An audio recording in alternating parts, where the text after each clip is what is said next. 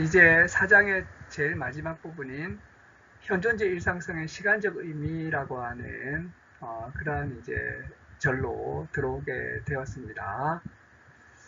이것은 이제 어떻게 보면 앞에서 이야기했던 내용들을 한번 갈무리하고 그리고 다음으로 넘어가기 위한 하나의 이음새 같은 역할을 하고 있다고 보시면 되겠습니다.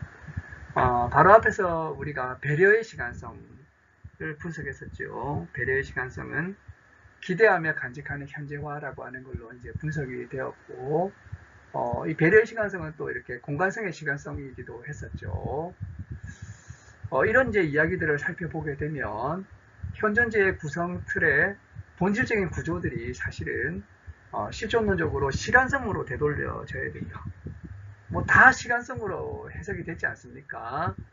이해의 시간성, 처해 있음의 시간성, 빠져 있음의 시간성, 날의 시간성, 그리고 뭐 둘러보는 배려의 시간성, 공간성의 시간성 이런 것들 다 보게 되면 또 세계 초월 이런 것도 이제 다 시간성에서 유래한다는 사실이 이런 사장에서 매우 중요하게 확인이 되었습니다.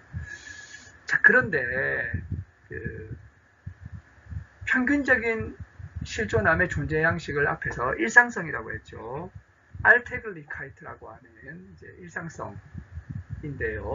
일상성은 또 이렇게 이제 공공성이기도 하다는 것입니다. 우리의 일상성은 사실 공공성에 매몰되어 있다는 거죠. 이런 것들을 이제 우리가 그 실존론적 시간적 의미와 관련해 가지고 한번 성찰해 볼 필요가 있다라고 하는 것입니다. 일상성이란 말은 독일어로는 알테글리카이트란 말은 R이란 말이 이제 모든이란 말이죠.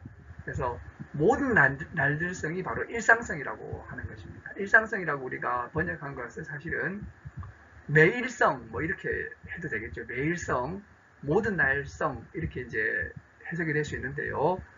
이것은 이제 매일에 머물러 있는 그런 이제 실존함의 양식이 바로 일상성이라고 하는 것이죠.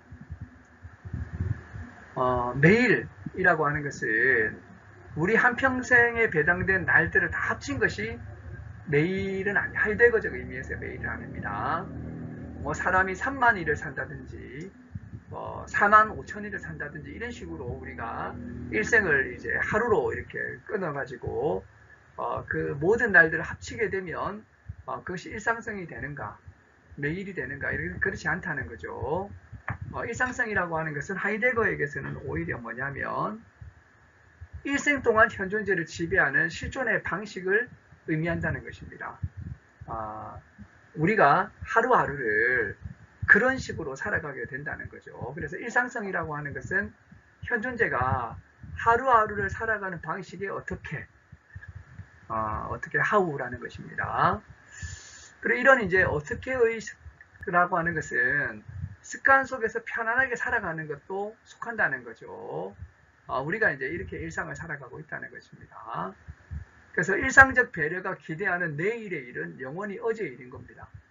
어제 뭐 학교 갔으면 또 내일도 학교 가겠지. 이런 거죠. 그러니까 어제 회사 출근했으면 내일도 회사 출근하겠지. 이런 식으로 이제 전에 내가 뭐 주말에 쉬었으면 내일 또 주말이면 또 쉬겠지. 이런 식으로 이렇게 이제 살아가게 된다는 거죠. 그래서 이제 일상성의 단조로움은 그날이 가져다 주는 것을 기분 전환으로 삼는다는 것입니다.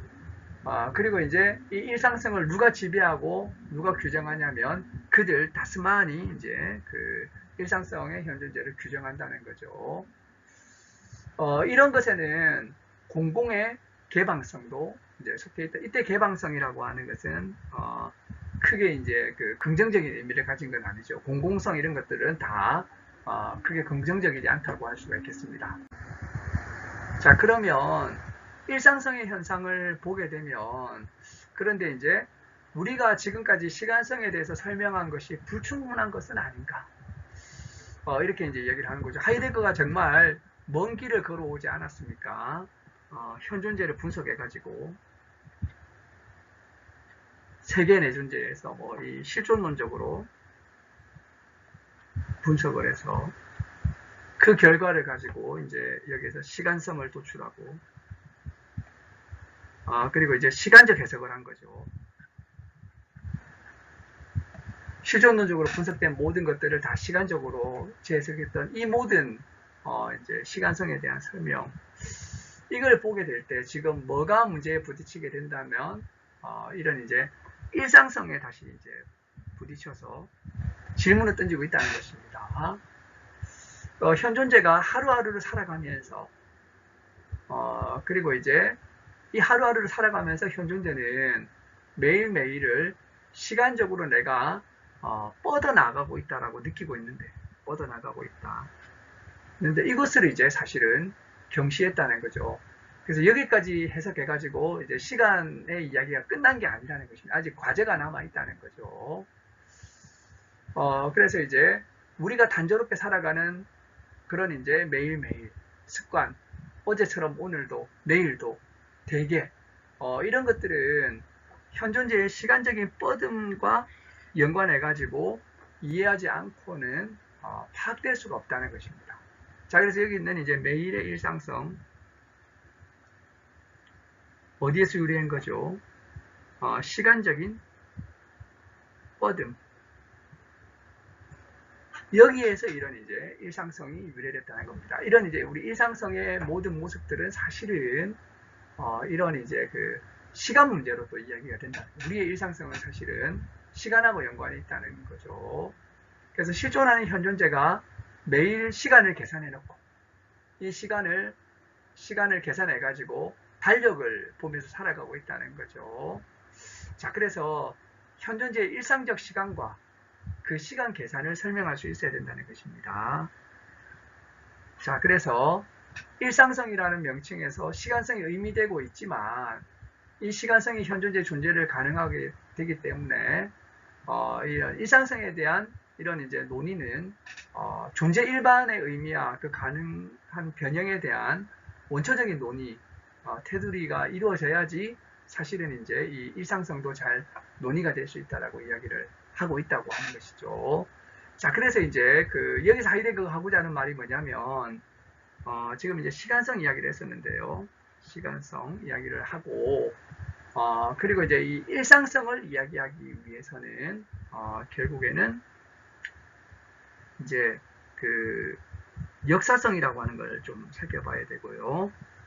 그리고 이제 그 시간 내재성을 살펴봐야 된다는 것입니다.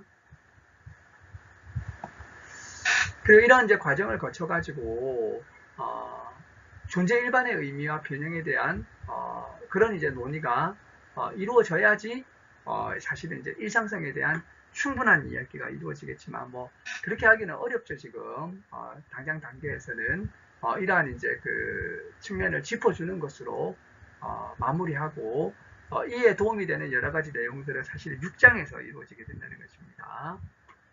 그래서 이제 6장에 이제 시간 내재성 이야기하면서 시점 기록 가능성이라고 하는 이야기를 하고 세계 시간이라고 하는 걸 이야기하면서 결국에는 이제 여기에서 우리가 통속적 시간 이야기를 하게 됩니다. 통속적 시간이 어떻게 가능하게 됐는가 이런 논의들을 다 거쳐야지 사실은 이제 일상성에 대한 이야기도 충분히 가능하게 되고 심지어 존재 일반의 의미와 그 변형에 대한 이런 논의까지 이루어져야지 이 모든 것들이 명확하게 설명될 수 있다라고 이야기를 하고 있다는 것입니다. 이러한 것들은 이제 차후에 나아가야 될 이제 일이고 그리고 이제 지금 여기서 이제 하려고 하는 것은 사실은 이제 시간 내재성으로 넘어가야 되는데 그 이전에 역사성이라고 하는 것을 5장에서 다루고 그리고 이제 시간 내재성으로 넘어가겠다라고 하이데거는 계획하고 있다는 것입니다. 네, 오늘 제1부, 제2편, 제4장 내용이 매우 분량도 많고 어려웠던 것으로 생각이 됩니다. 거의 1시간 20분 정도 되는데요. 그러나 이제 존재와 시간에서 매우 중요한 부분이 아닌가 생각이 됩니다. 전체적으로 제가 한번 훑어보듯이 줄거리만 설명을 드렸지만 하나하나 자세하게 보게 된다면 매우 귀중한 부분들이 많은데 그래도 이제 우리 이 강의의 큰 틀은 전체 줄거리를 소개하는 것이기 때문에 큰 틀에서 줄거리를 소개해 드렸습니다.